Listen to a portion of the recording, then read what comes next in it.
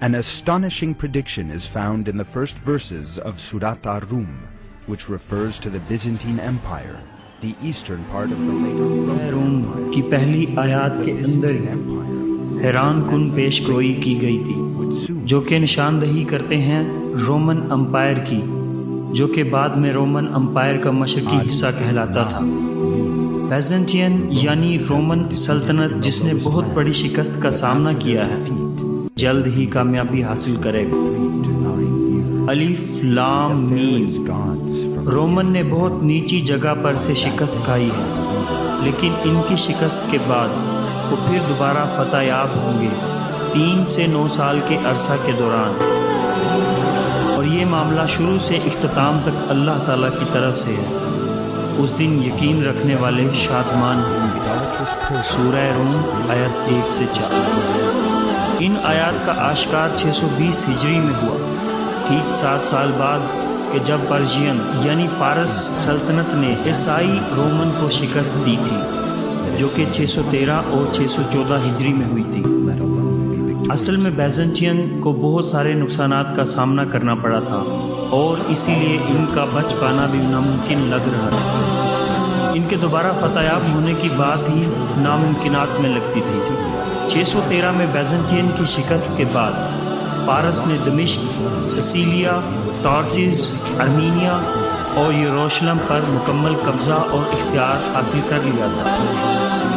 614 ہجری میں بیزنٹین کے لیے یروشلم کی شکست اجنبی زخم کی مانند تھی۔ ان کے مقدس چرچ سیپوکرل کو تباہ کر دیا گیا تھا، اور پارس نے کرسچینٹی یعنی عیسائیت کی علامت یعنی کراس کو بھی گرا دیا تھا۔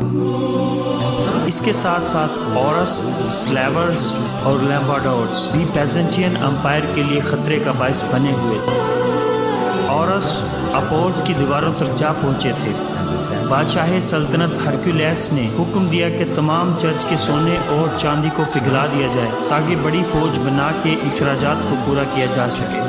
بہت سارے گورنرز نے ہرکولیس کے اس فیصلے کی مخالفت کر دی، اور بیزنٹینز اپنے نقطۂ اختتام پر آ کھڑے ہوئے تھے۔ میسوپوٹیمیا، سلیسیا، شام، فلسطین، مصر اور ارمینیا، جو کہ پہلے بیزنٹین کے اندر شامل تھے، اب پارس کے قبضے میں تھے۔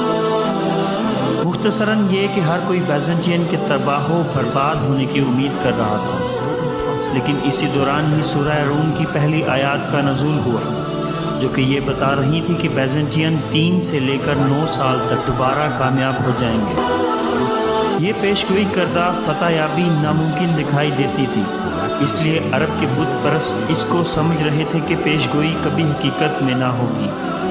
جیسے دوسری تمام پیش گوئیاں سچ ثابت ہوئیں، اسی طرح قرآن پاک کی یہ بات بھی سچ ظاہر ہوئی۔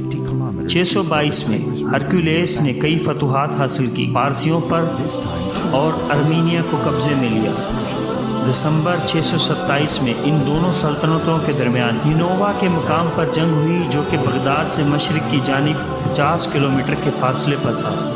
اس دفعہ بیزنٹینز نے پارسیوں کو شکست دے دی۔ اس کے کچھ مہینے بعد ہی پارسیوں نے بیزنٹین کے ساتھ امن کا معاہدہ کر لیا، جس کے نتیجے میں پارسیوں کو بیزنٹینز یعنی رومن کے قابض شدہ علاقوں کو واپس کرنا تھا۔ رومن سلطنت کی فتح اس وقت مکمل ہوئی جب بیزنٹین بادشاہ ہرکولیس نے پارس کے بادشاہ کو شکست دی۔ 630 میں یروشلم کو واپس حاصل کیا اور اس میں موجود چرچ پر دوبارہ کرسچینٹی کی علامت یعنی کراس کو دوبارہ نصب کر دیا۔ آخر میں بیزنٹینز یعنی رومن کی فتح، جو کہ اللہ تعالیٰ کی طرف سے اعلان کردہ تھی، معجزانہ طور پر بالکل سچ ثابت ہوئی، بالکل اسی عرصہ میں کہ جو قرآن کی آیات میں بتایا گیا تھا۔ ایک اور معجزہ جو ان آیات سے آشکار ہوا وہ یہ تھا۔ جغرافیائی حقائق جن کا اعلان قرآن پاک کی آیات نے کیا، وہ اس وقت کسی کو بھی معلوم نہ تھا۔ رومن کو شکست ہوئی زمین کے سب سے نچلے حصے پر۔ عربی کی یہ عبارت ادنا الارض، جس کا ترجمہ کئی زبانوں میں ایک قریبی جگہوں سے کیا گیا، تاہم اس کا لفظ بہ لفظ مطلب یہ نہیں تھا، تاہم یہ ایک اقتباساً ترجمہ تھا۔ دانی لفظ کا مطلب ہے لو یعنی نچلا، لفظ ادنا کا مطلب ہے لویسٹ یعنی نہایت نچلا، اور لفظ ارض کا مطلب ہے دنیا، اس لیے ادنا الارض کا لفظی مطلب ہے کہ زمین کا سب سے نچلا حصہ۔ ڈیڈ سی جہاں 613 اور 613 میں بیزنٹینز کو شکست ہوئی، وہ دنیا زمین کا سب سے نچلا حصہ ہے۔ عیسائی بیزنٹین کے لیے ان کے کراس کا نقصان ان کے لیے سب سے بڑا دھچکا تھا۔